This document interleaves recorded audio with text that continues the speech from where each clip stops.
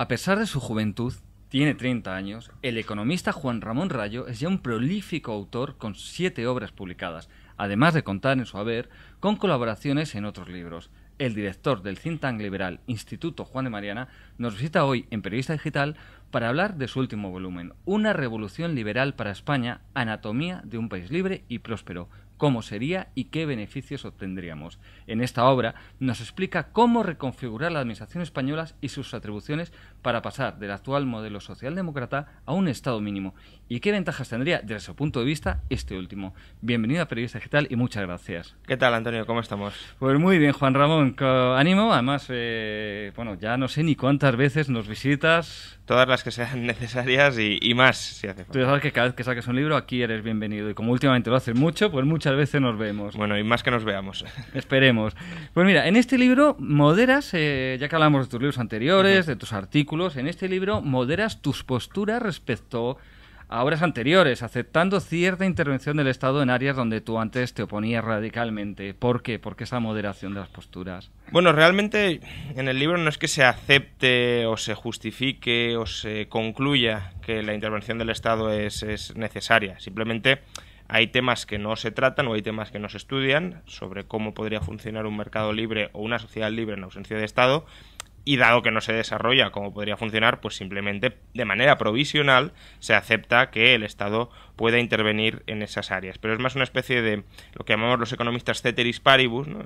Manteniendo eso constante, sí. ¿Qué pasaría con el resto? Y el libro prefiere enfocarse en todo lo demás que, aunque puede sonar socialmente muy conflictivo y muy disputado, yo creo que después de la lectura del libro se llega a una cierta conclusión de que no es tan conflictivo y de que por tanto se puede visualizar y se puede estudiar cómo privatizar sectores como educación, sanidad, pensiones, infraestructuras, etcétera. Es decir, funciones que hoy el Estado se arroga, no se sabe muy bien por qué, pues es justamente eso lo que estudio cómo privatizar en el libro y dejo simplemente como convidado de piedra, si lo queremos, unas ciertas funciones, unas ciertas atribuciones, defensa, seguridad, una cierta justicia, etcétera, al Estado, pero insisto, no porque crea que deban ser estatales, hay un debate académico muy intenso y muy interesante al respecto, sino simplemente porque no es el objeto de estudio de este libro. Bueno, llegas a proponer que los ayuntamientos sean privados, las ciudades sean de gestión privada, o sea. Efectivamente, sí, bueno, lo que propongo es no tanto es decir, que sean propiedad privada, no que sean de gestión, ¿no? Porque gestión traslada la idea de externalizar o subcontratar, de lo cual no soy demasiado partidario porque es el caldo abierto a ciertas corruptelas, es decir, es verdad que puede mejorar el funcionamiento de ciertos sistemas públicos, la subcontrata, pero también puede perjudicarlo y añadir corruptela. Yo lo que propongo justamente es eso, es que las ciudades sean en realidad lo que deberían ser o lo que aspiran a ser, que es mancomunidades de propietarios amplias, ¿no? Es decir, como de la misma manera que tenemos comunidades de vecinos que son privadas, donde hay copropietarios, hay comuneros que tienen parte de la propiedad y que pues deliberan y votan sobre asuntos comunes, las ciudades también son, porque tienen espacios comunes muy extendidos, muy comunes, también son propiedades comunales. Y de lo que se trata es de asignar derechos de propiedad sobre esos espacios comunes. Puede sonar una propuesta extraña, pero en Estados Unidos el 20% de la población, más de 60 millones de personas, ya viven en este tipo de urbanizaciones privadas que llamaríamos a todos los efectos ciudades privadas. Por tanto, de lo que se trata es de que las ciudades actuales de España se puedan reorganizar bajo estos principios que además les dotarían de mucha flexibilidad, tanto para cambiar rápidamente de prestación de servicios, algunos dejarían de prestarse, otros añadirían, para reorganizarse internamente. ¿Por qué la ciudad de Madrid tiene que ser tal y como es hoy Madrid y no pueden ser 70 organizaciones distintas? Es que cualquier barrio de Madrid tiene más habitantes que el 99,5% de los ayuntamientos de España. Por tanto, es obvio que hay otras formas de organización que no se estudian porque no existe flexibilidad de organización interna, que es la que daría un sistema de propiedad comunal sobre las ciudades. Bueno, ¿y cómo hemos llegado a un punto, ya os he apuntado, cómo hemos llegado a un punto en el que la mayor parte de la sociedad, de los ciudadanos, consideran que la intervención del Estado es tan necesaria en tantísimos aspectos de nuestra vida? Es difícil de saber a qué se debe esta, a mi juicio, degeneración ideológica, porque en la introducción del libro constato una más que evidente paradoja. En el siglo XIX, siendo el Estado mucho más pequeño que el que tenemos ahora, de hecho, el Estado del siglo XIX tenía un tamaño similar al que propongo en el libro, la gente protestaba porque el Estado era demasiado grande. Y hoy que el Estado es gigantesco, ha pasado del 5 o 6% del PIB del siglo XIX al 50%, y no solo eso, sino que además regula el otro 50% de manera muy intensa, hoy la gente, o mucha gente, se manifiesta porque el Estado es demasiado pequeño. Por tanto, ahí hay un problema que es difícil de alguna manera atajar o concluir, y que desde luego no es el objeto tampoco de estudio del libro. Simplemente se constata que hoy efectivamente la gente no es liberal y no quiere un Estado más pequeño, y que el libro se dirige a justamente convencerles de que el Estado más pequeño, mucho más pequeño, les beneficiaría a todos ellos, y por tanto que debemos avanzar en esa dirección, pero no entra a estudiar cómo se ha degenerado desde una mentalidad mucho más liberal, mucho más abierta, mucho más cosmopolita, mucho más tolerante en muchos sentidos, a una mentalidad mucho más estatalizada, burocratizada, funcionarial, totalmente ausente de empresarialidad. Yo en el libro simplemente digo que si hoy se justifica al Estado como se le justifica, porque hay una paradoja que también se constata en el libro, y es que no permitiríamos que ningún ciudadano privado hiciera lo que hace el Estado. Es decir, hay una cita bastante elocuente al comienzo del libro, que es, no mía, por supuesto, que es si un ciudadano privado hiciera lo que hace el Estado, llamarías a la policía. Y justamente, pues si se trata de quitar propiedad, de restringir libertades, de obligarnos a hacer ciertas tareas, eso no permitiríamos que el sector privado lo hiciera. ¿Por qué se lo permitimos al Estado? Pues porque el Estado tiene autoridad política, tiene legitimidad para usar la fuerza, y es una legitimidad que viene, primero, de dos emociones humanas muy arraigadas. Primero, la esperanza de que otro Estado es posible. En general, el ciudadano no está conforme con el Estado que tiene, de hecho se manifiesta contra el Estado que tiene, quiere otro modelo de Estado, cree que es mejor otro, y la esperanza de que otro es posible, y el miedo a las alternativas no estatales. Aquí hay un sesgo que en psicología se conoce como sesgo del statu quo, que es, como solo conocemos lo que conocemos, creemos que solo pueden ser las cosas como las conocemos. Y el libro justamente se dirige a desmontar esos dos mitos. Ni otro Estado es posible, o no un Estado mucho mejor al que tenemos, básicamente eso es lo que hay. Y dos, no hay que tener miedo a las alternativas, básicamente al libre mercado. Bueno, tú ya también has señalado que, bueno, algunas de tus propuestas van, digamos, un poco políticamente incorrectas. Propones que el Estado se aparte de funciones como las pensiones, como la sanidad o la educación, que parece como que casi todo el mundo no duda en absoluto que es una función del Estado. Bueno, ¿qué pasaría si el Estado se aparta de esas tres funciones y de otras? ¿No quedaría muchísima gente desprotegida? Claro, aquí hay dos asuntos a diferenciar. La primera es que mucha gente no es consciente de lo que el Estado la está llegando a atracar. Al comienzo del libro, en la primera parte, se hace un cálculo de que, sin contar todos los impuestos, sino simplemente impuestos IRPF, algunos impuestos indirectos y cotizaciones a la seguridad social, un mileurista, que es el salario típico de España, 15.000 euros, está pagando en impuestos más de 9.000 euros. Por tanto, claro, el asunto no es que la inmensa mayoría de la población viva a expensas de los ricos. Eso es falso. Y de hecho cada vez ya más gente reputada en la academia y que no tiene por qué ser liberal lo reconoce. El economista de moda ahora mismo, Thomas Piketty, es un economista de moda entre el socialismo, en su último libro, Capital en el siglo XXI, admite claramente que la tributación es proporcional en el conjunto del Estado. ¿Por qué? Porque dice, cuando el Estado supera el 50%, no puedes esperar que sea progresiva, es decir, que los ricos paguen mucho más, porque no hay espacio para que paguen mucho más. Bueno, pues la fiscalidad es proporcional. Eso significa que todos estamos contribuyendo en función proporcional a nuestra renta. Y eso implica que si nos liberaran de ese yugo fiscal, tendríamos recursos más que suficientes para atender a servicios básicos como educación, sanidad o pensiones. Insisto, 9.000 euros el mileurista. Luego el salario medio de España, que son 21.000, 22.000, está pagando casi 15.000 euros en impuestos. Por tanto, eso te da un margen amplio para todos esos servicios. Y esto lo diferenciaría, es decir, en general el conjunto de la población sí se puede pagar esos servicios, con la constatación de que también podría haber gente muy poca, y en el libro hago un cálculo que afectaría probablemente al 2,5, 3 como mucho de la población. Podría haber gente que quedará desamparada o parcialmente excluida del sistema, o transitoriamente al menos excluida del sistema. Y ahí ese es un capítulo, uno de los capítulos más amplios del libro, que dedico a la asistencia social. Entonces, Y aquí me gustaría diferenciar, es decir, que pueda haber gente, una parte de la población que quede excluida, no significa que todo el sistema tenga que ser público y que todo el mundo tenga que pasar por el sistema público. Esto es como decir, ¿qué pasaría con la gente que no pueda comprar comida en los supermercados? Hay que hacer los supermercados empresas estatales, la agricultura, tierras estatales a los agricultores y ganaderos funcionarios. En Venezuela van por ese camino. Bueno, claro, y no es el camino más acertado, aparentemente.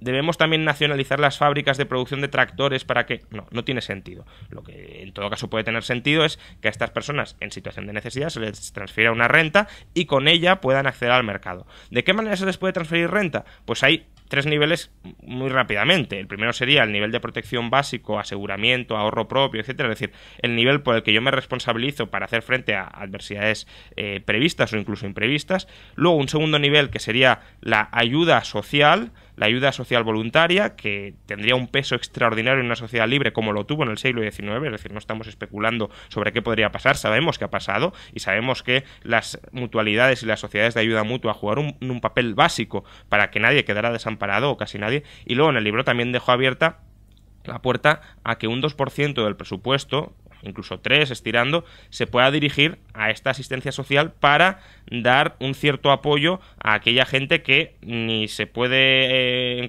no puede encontrar amparo ni con el nivel de aseguramiento personal ni con el nivel de ayuda social voluntaria dentro de la sociedad. Por tanto, el hecho de que alguna gente pudiera quedar descolgada no es razón o no es excusa para que nos cuelguen a todos los demás de la horca estatal. Bueno, también propones reducir el número de empleados públicos en España, además lo desagregas por sectores, por ministerios, en fin, una cosa muy amplia, fuerzas de seguridad, defensa, hospitales, tal. Entonces, propones pasar de casi 3 millones que tenemos en la actualidad. Aquí se incluyen ejército, fuerzas de seguridad y funcionarios, o sea, todas las categorías de empleado público, a cerca de 400.000. En fin, nos quedan fuera 2.600.000 empleados públicos. ¿Qué hacemos con ellos? Claro, ¿Se van al paro? No, efectivamente no se van al paro.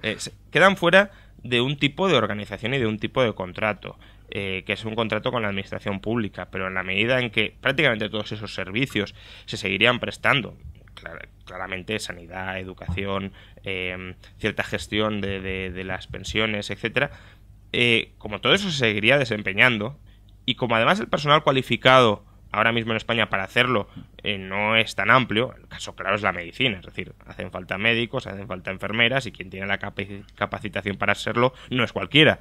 Por tanto, si estos servicios se privatizaran, este personal que ahora ocupa un puesto en la administración pública pasaría a ocupar un puesto en la empresa privada. Lo único que cambiaría es el régimen contractual y la organización de esos factores de cara a proporcionar valor al consumidor. Porque ahora el problema es que muchos de estos empleados se han convertido en una especie de lobby que presiona a la administración para que ajuste la prestación del servicio educativo, sanitario, etcétera, no a las necesidades del consumidor, que aparte la administración ni las sabe, ni le interesa, ni las quiere conocer, sino sin obviamente deteriorar hasta extremos exagerados el servicio, pero sí manteniendo un cierto servicio. En el caso de la sanidad es claro, la sanidad no es mala, no es del todo mala, podría ser mucho mejor, pero no es mala, ajustando ese servicio sanitario a las necesidades de los trabajadores, tratando de, por ejemplo, ¿alguien se cree que si algún burócrata encontrara un método para reducir en una 10ª parte el personal sanitario, aplicaría ese método?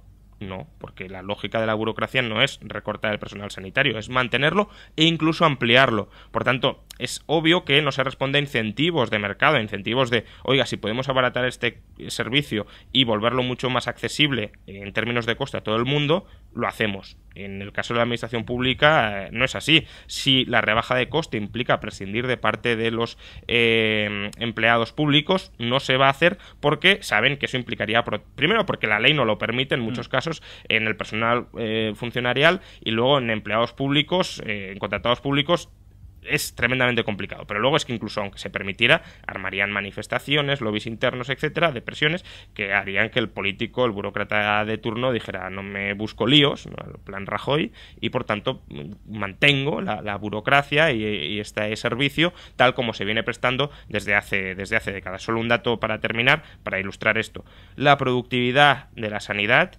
en términos de operaciones por facultativo está a niveles del año 95. Ha aumentado muy poquito desde el año 95. Eso no es porque no hayamos cambiado o renovado la maquinaria, eso no es porque no haya nuevas maneras de organizar la sanidad y de organizar sobre todo el tratamiento de ciertas dolencias que ya está muy estandarizado y se puede en parte como mecanizar, siempre con algún facultativo, pero no con múltiples facultativos a la vez para estos tratamientos estandarizados. Y claro, que la productividad desde el año 95 no haya aumentado significa que los costes no se han rebajado todo lo que se podrían haber rebajado y por tanto el servicio es mucho más caro. Sí. También otro punto del que quieres apartar al Estado es la protección del medio ambiente. Bueno, muchos te dirán que si haces esto, deterioramos la tierra y nos morimos todos por la contaminación en 2 años. Eso es una idea que puede tener su pozo de verdad siempre que no existan derechos de propiedad, que es lo que en el libro planteo. Es decir, no planteo simplemente que el Estado se vaya del medio ambiente, deje de regular el medio ambiente tal y como están hoy las cosas y que cada cual pueda hacer lo que quiera. No se trata de eso. Y no se trata de eso porque efectivamente si hoy se hiciera eso sería un desastre medioambiental. Lo que planteo es asignar derechos de propiedad sobre todo el medio ambiente. Y cuando hablo de derechos de propiedad tampoco quiero que a la gente se le vaya inmediatamente la mente a pensar que las grandes corporaciones internacionales se quedarían con todo el medio ambiente. No se trata de eso.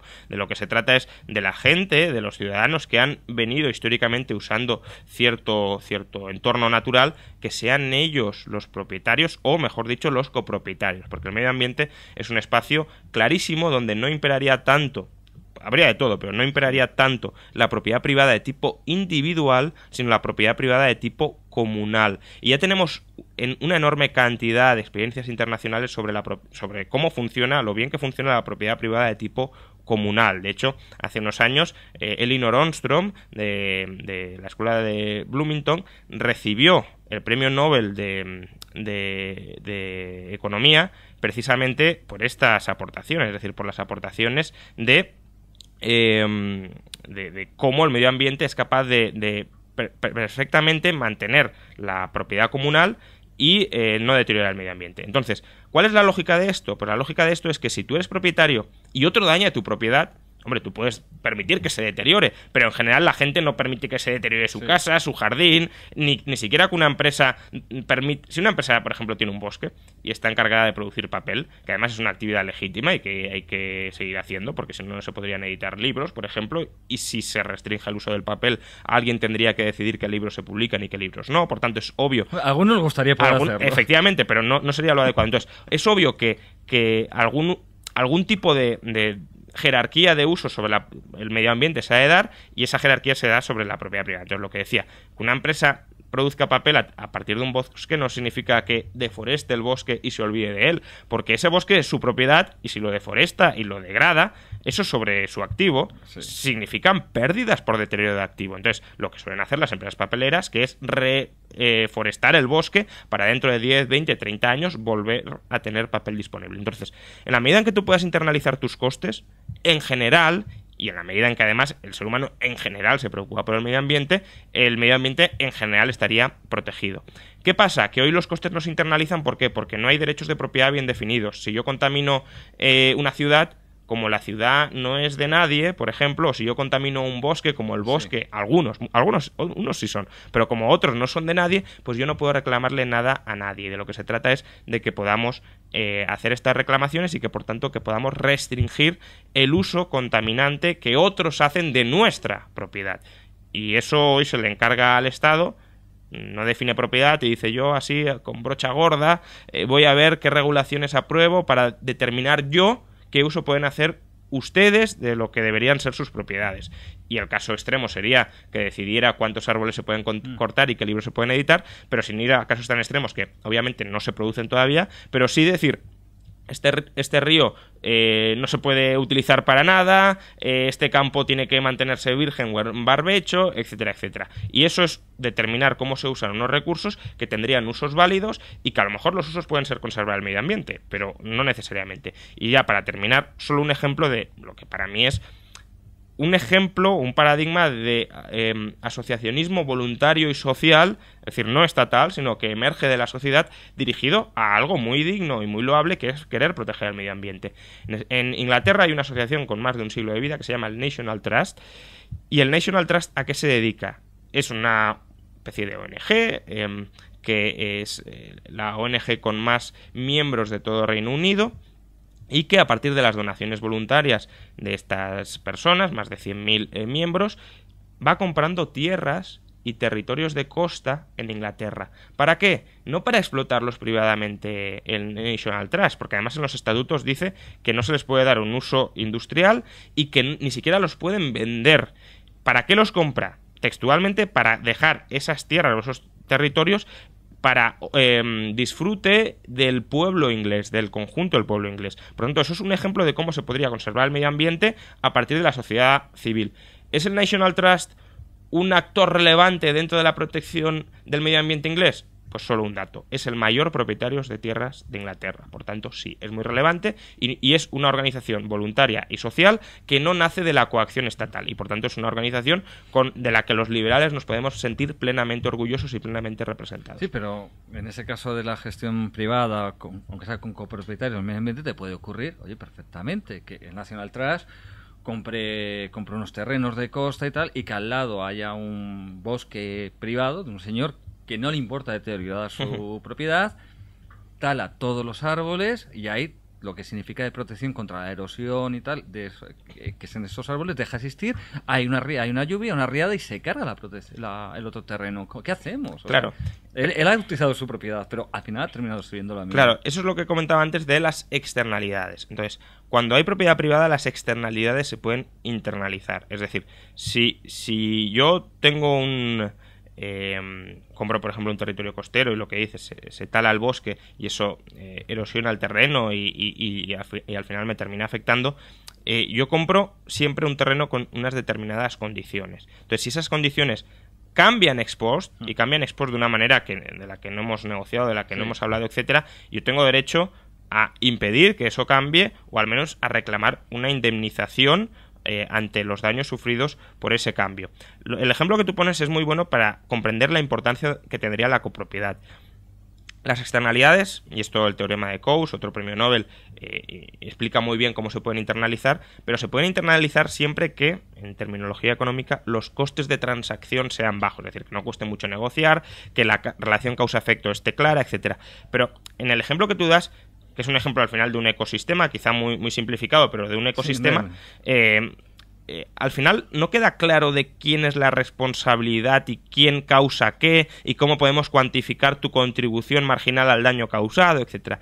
Y precisamente por eso, históricamente, los ecosistemas se han gobernado a través de sistemas de copropiedad, lo que decíamos antes. ¿Por qué? Porque ahí todos se vigilan mutuamente a todos los comuneros se vigilan mutuamente a todos los comuneros, hay reglas históricamente halladas de cómo es mejor gestionar ese ecosistema, de que no tienes que pasarte matando liebres porque a lo mejor se muere la población de zorros, etcétera. Y eso consuetudinariamente se va descubriendo, se va hallando y se van consiguiendo una serie de normas que, insisto, el trabajo empírico de Elinor Ostrom es impresionante, se muestra cómo esos sistemas se han mantenido perfectamente durante siglos, de manera funcional, dándoles un uso a las sociedades que los utilizan, pero sin deteriorar en absoluto el medio ambiente. Y en contra tenemos los ejemplos de planificación estatal del medio ambiente que han sido absolutamente catastróficos, de desvío este río porque quiero hacer una presa, no sé qué, y me cargo realmente todo el ecosistema. ¿Pero por qué? Porque no hay derechos de propiedad. Y otro aspecto que tratas es que tú estás en contra de que el Estado asuma funciones de promoción de empresas privadas. La promoción se puede efectuar de muchas maneras. Te doy subvenciones cuando creas una nueva empresa, te doy ayudas aquí, te rebajo por allá.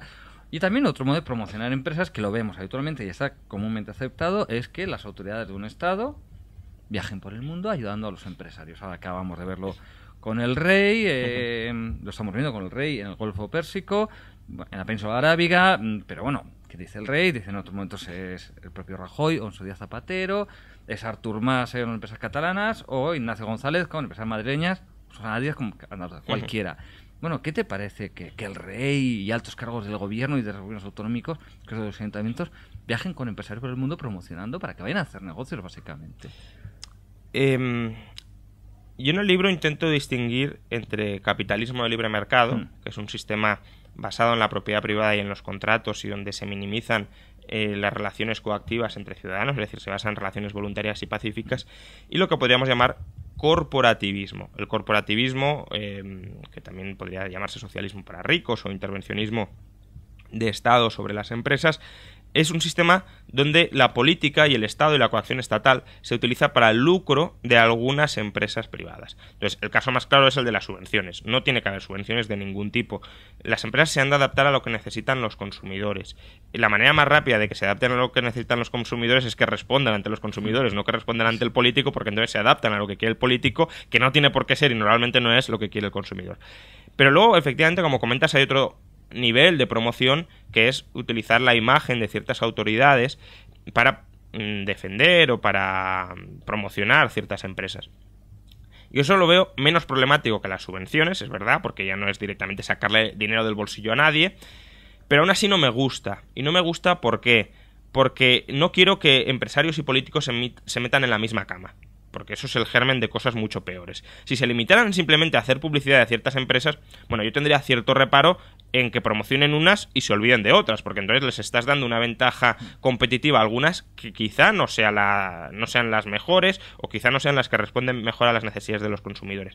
Pero bueno, en la medida en que no estás robando el dinero a nadie ni restringiendo ninguna libertad, sino que incluso podrías hacerlo como político a título personal, aprovechándote, eso sí, de una imagen pública que has adquirido en política, pero al fin y al cabo a título personal, pues en principio podríamos decir que no sucede nada. Pero es que sí sucede, porque ahí estás ya empezando a asociarte, vincularte, a dar favores, esperando recibir favores con ciertos empresarios. Y de la misma manera que defendemos la separación Iglesia-Estado, yo también defiendo la separación, muy importante, escuela-Estado, también defiendo en este caso la separación radical empresa-Estado.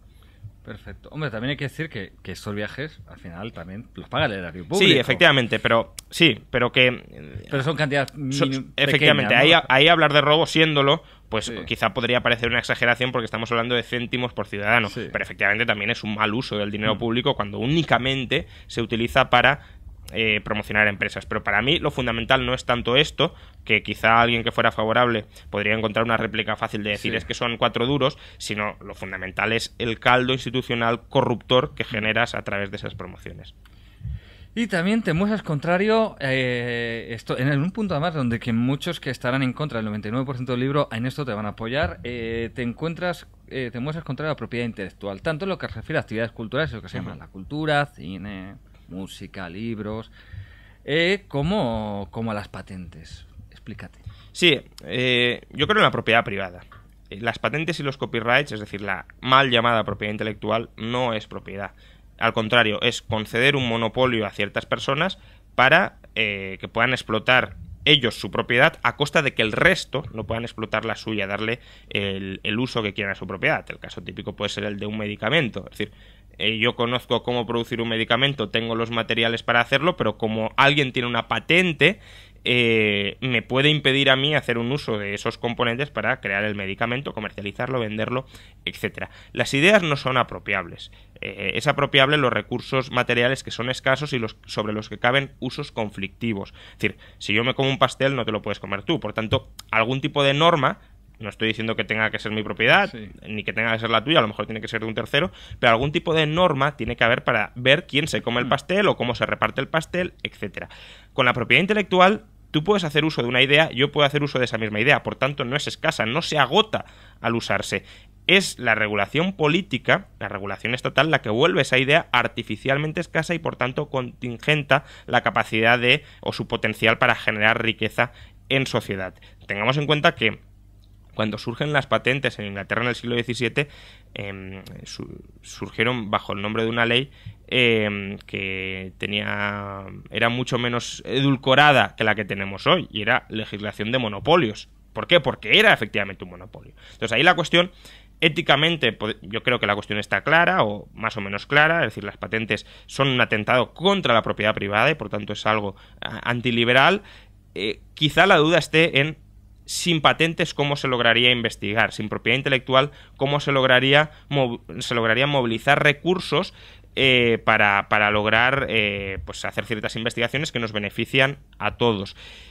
Y es una duda razonable, es una duda consecuencialista, es una duda que apela a la utilidad, pero que es una duda que yo creo que está adecuadamente resuelta en el libro, haciendo una revisión de la literatura académica más puntera o más última, que básicamente la conclusión resumida se puede encontrar mucho más ampliada en el libro, con razones tanto argumentadas como históricas de por qué es así, pero la conclusión es que las patentes no contribuyen a promover el gasto en investigación y desarrollo. Promueven un determinado uso del gasto en investigación y desarrollo, es decir, tratar de gastar muchos recursos de manera concentrada, de manera centralizada, en ser el primero en llegar a un determinado descubrimiento para patentarlo y cerrarles el mercado a los demás. Pero no hay ninguna evidencia histórica de que el establecimiento de patentes o el reforzamiento de patentes, ni tampoco el de los copyrights con respecto a, por ejemplo, la publicación de libros, etcétera, no hay ninguna evidencia de que eso contribuya o incentive a investigar más o a publicar más libros. No la hay, y por tanto concederle unas rentas que llamaríamos monopolísticas a un señor por un propósito utilitarista que además no se pone de manifiesto, pues no tiene ningún sentido, y yo me muestro radicalmente partidario a finiquitar toda la propiedad intelectual.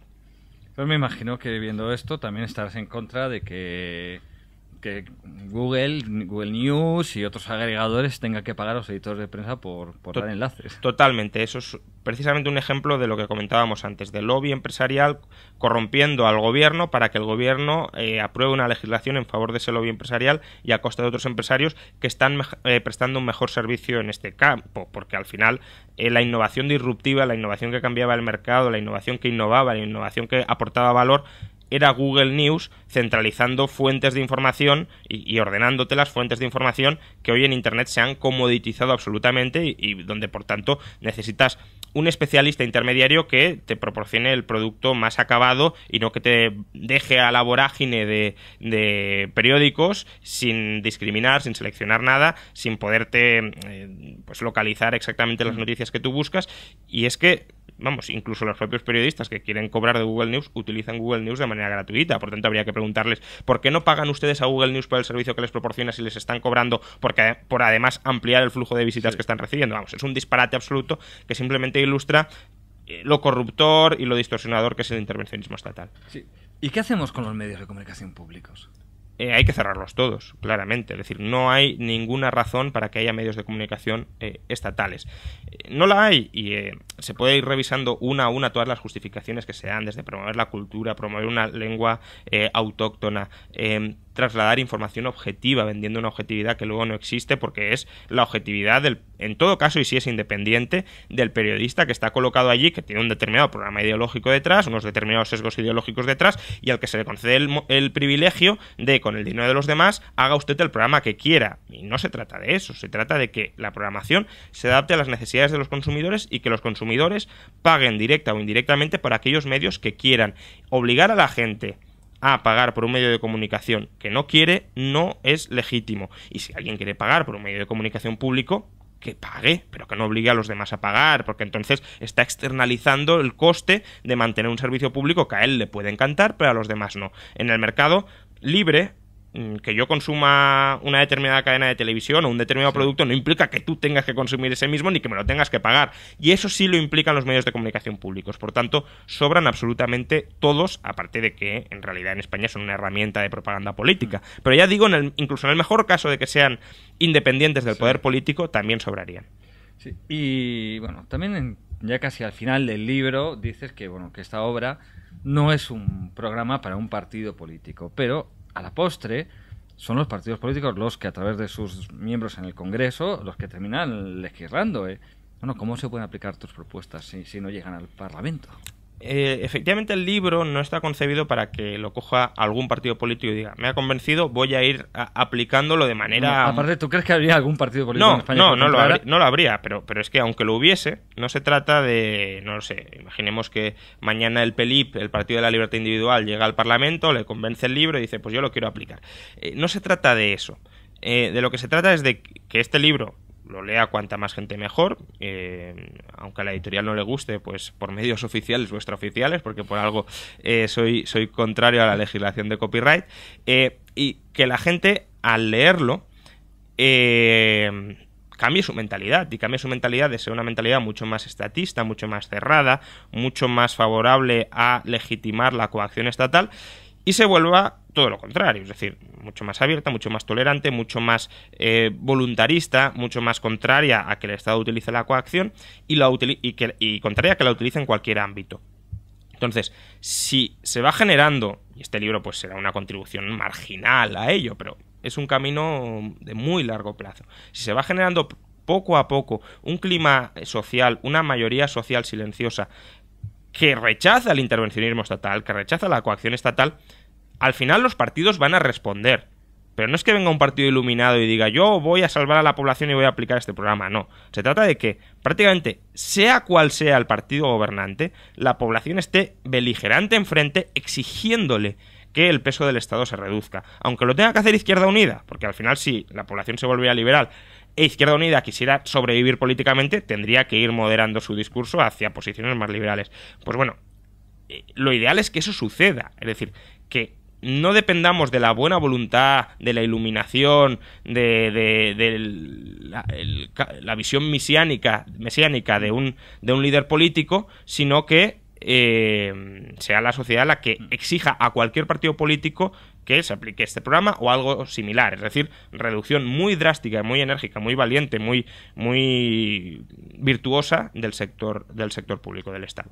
Y oye, una pregunta de máxima actualidad, salimos, aunque sea tangencialmente y no tanto en realidad, del libro. Hoy has publicado en El Economista un artículo que se lleva por título No a Arias Cañete. ¿Por qué esta oposición tan contundente contra el cabeza de lista del PP para las europeas sería tan distinto de cualquier otro candidato? Bueno, es no a Arias Cañete, pero no es un sí a Elena Valenciano o un sí a algún otro político que se esté presentando. Es un no a Arias Cañete por si hay algún votante despistado del Partido Popular que considera que debe apoyar al Partido Popular. Y a mi juicio no debe hacerlo. Obviamente luego cada cual hará lo que quiera, pero yo aporto razones para que no lo hagan. ¿Y cuáles son esas razones? Pues está más relacionado con el libro de lo que puede parecer. Primero, el Partido Popular se ha convertido en una corporación política dirigida a saquear, desplumar al ciudadano vía impuestos. Cañete está en esa pomada, es decir, ha formado parte de ese gobierno que ha aplicado las mayores subidas de impuestos en la historia de España, y además está en un ministerio que es claramente uno de los primeros que habría que suprimir, porque uno puede tener dudas, que en el libro se resuelven y se explican, pero sanidad, educación, etcétera, pero me gustaría que no hubiese dudas de que todo lo que sea subvencionar sectores, y el caso de Cañete es Ministerio de Agricultura, por tanto es solo subvenciones, que todo lo que sea, ya digo, subvencionar sectores, que eso se debería suprimir de inmediato, porque que el conjunto de la población se le esté arrebatando dinero al conjunto de la población para dárselo a una minoría de productores, de empresarios, aunque sea de trabajadores, sí, da igual, no es justificable. Entonces, Cañete, de alguna manera, dentro del gobierno ilustra lo peor del Partido Popular, que es saquearle dinero a la gente para despilfarrarlo en transferencias de renta a sectores que son simplemente capturadores de rentas, rent seekers en literatura económica. Y luego es que además Cañete en Europa también representa lo peor de Europa, más que de Europa, de la Unión Europea, es decir, una eurocracia masiva desvinculada de la ciudadanía en el peor sentido, es decir, ya como una élite plutocrática que simplemente vive de sus propias mentiras y de sus propias fantasías, pero que está extrayendo rentas de nuevo a la población para mantenerse, y que justifica de alguna manera su labor diciendo que hacen un muy buen trabajo porque restringen las libertades de los europeos y porque le quitan el dinero a unos ciudadanos europeos para dárselo a otros. Entonces, eso es lo peor de Europa. Y aquí el gran argumento que se da a favor de Arias Cañete es que se mueve como pez en el agua dentro de Bruselas. Pues para mí eso es un demérito grotesco. A mí me gustaría ver, y en el libro lo defiendo, primero, que se suprima todas las ayudas a la agricultura. La PAC ha matado el campo europeo. En el libro se cita un ejemplo, Nueva Zelanda, en los años 80 tiene restricción presupuestaria, tiene que, por necesidad, suprimir todas las ayudas. ¿Qué sucede desde los años 80? Que el agro neozelandés ha estallado en prosperidad. Ha sido uno de los países cuyo sector agrario más ha crecido, más competitividad ha ganado, etc. Y hoy hay numerosísimas asociaciones agrarias de agricultores en Nueva Zelanda, de hecho los datos están extraídos de ahí, que se manifiestan en contra de restablecer las subvenciones, porque han visto que las subvenciones son una camisa de fuerza que no solo te dan dinero, sino que te imponen ciertas condiciones, y esas condiciones suponen excluirte del mercado y volverte anticompetitivo. Por tanto, la PAC habría que desmantelarla, todas las transferencias a la agricultura habría que desmantelarlas. Y luego, España debería salir de la Unión Europea e integrarse en un espacio de comercio común, lo que se llama el espacio económico europeo, en el que están, por ejemplo, Islandia o en el que está Noruega, países que mucha gente puede alabar y puede considerar dignos de ejemplo. Bueno, pues estos países no están en la burocracia europea, que es claramente lo peor de la Unión Europea, ni sufren sus regulaciones, sus legislaciones, sus mordidas fiscales, pero sí se benefician de lo mejor de la Unión Europea, que es el libre comercio, la libertad de movimientos de personas, capitales y mercancías. Y eso es lo que habría que mantener, eso es lo sustancial de la Unión Europea. Lo otro son simplemente las burocracias y las oligarquías que han surgido en torno a una idea buena para, aprovechando el mantenimiento de esa idea buena, sacarnos las rentas y las libertades. Oye, ya para terminar, como sé que tienes prisa, en una o dos frases, dame motivos para ver el documental que has presentado, que has hecho junto con Fernando Díaz Villanueva para el Instituto Juan de Mariana, Bancarrota. Efectivamente, es un documental que se puede ver gratuitamente y se puede distribuir gratuitamente aquel quien quiera. Se llama Bancarrota. Está basado al menos en las líneas generales, en mi anterior libro, que se llamaba Una alternativa liberal para salir de la crisis, y es un documental que en menos de una hora explica las causas y las soluciones para salir de la crisis española, es decir, cómo la crisis española se gestó como consecuencia de tres burbujas: la burbuja financiera generada por el Banco Central y el entramado privilegiado de la banca, la burbuja productiva, es decir, cómo ese crédito barato, esa burbuja financiera generada por la banca, termina contaminando toda la economía y termina contaminándola en la dirección de la burbuja inmobiliaria, de un boom insostenible, y por último la burbuja estatal, es decir, cómo esa burbuja productiva inmobiliaria genera ingresos fiscales extraordinarios que llevan a los políticos a gastar, gastar y gastar. Eso colapsa, y colapsa en la forma de la crisis que estamos padeciendo ahora. ¿Cuál es la solución? Pues no rescatar a los bancos, sino hacer que los acreedores sufran las pérdidas por mal invertir en la banca, liberalizar la economía para que el sector productivo se reajuste, y luego un fuerte ajuste presupuestario por el lado del gasto, no por el lado de los ingresos, para cuadrar las cuentas en el sector público y acabar con la burbuja estatal que nos legó Zapatero y que Rajoy tan gustosamente ha heredado y ha tratado de conservar. Bueno, pues eso se explica con multitud de testimonios, yo creo que con una calidad gráfica, gracias a Fernando Díaz Villanueva, muy buena, y está disponible en YouTube de manera gratuita, e insisto, también se puede distribuir y emitir de manera gratuita.